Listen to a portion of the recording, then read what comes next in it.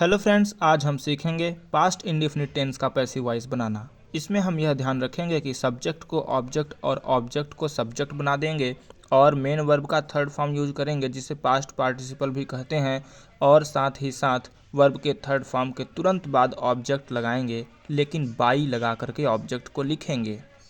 यह भी ध्यान रहे कि पास्ट इंडेफिनिट टेंस का वाक्य आता है अगर एक्टिव वॉइस में, तो पास्ट कंटिन्यूअस टेंस का हेल्पिंग वर्ब लगाएंगे पैसिव वॉइस में।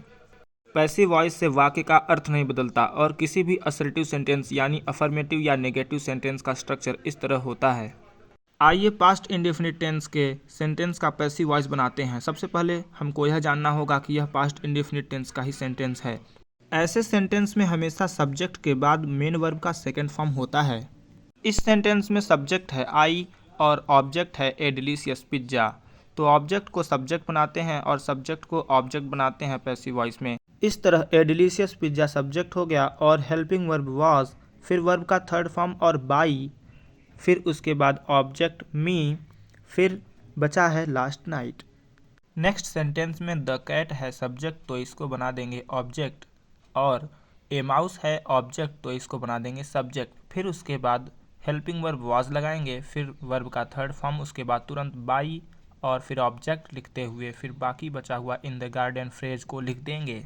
हमेशा यह ध्यान रखें कि वर्ब के थर्ड फॉर्म के तुरंत बाद बाई और तुरंत ऑब्जेक्ट होना चाहिए। कभी कभी हमने देखा है कि वर्ब के थर्ड फॉर्म के बाद कोई फ्रेज आ जाता है, फिर बाई लगा करके ऑब्जेक्ट को लिखते हैं, जो कि गलत होता है। आइए नेक्स्ट सेंटेंस का पैसिव वॉइस बनाते हैं जो नेगेटिव है। They didn't cook a delicious meal for dinner. यहाँ पर दे सब्जेक्ट है और ए डिलीशियस मील ऑब्जेक्ट है। हम ऑब्जेक्ट को सब्जेक्ट बनाएंगे तो ए डिलीशियस मील पहले आ जाएगा। ए डिलीशियस मील सिंगुलर है इसलिए वॉजंट, और उसके बाद वर्ब का थर्ड फॉर्म कुक्ड, फिर तुरंत बाई और ऑब्जेक्ट देम, फिर बाकी बचा हुआ फॉर डिनर।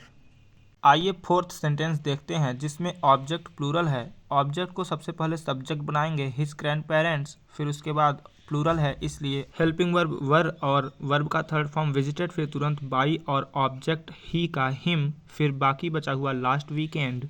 आइए फिफ्थ सेंटेंस देखते हैं जो इंट्रोगेटिव है।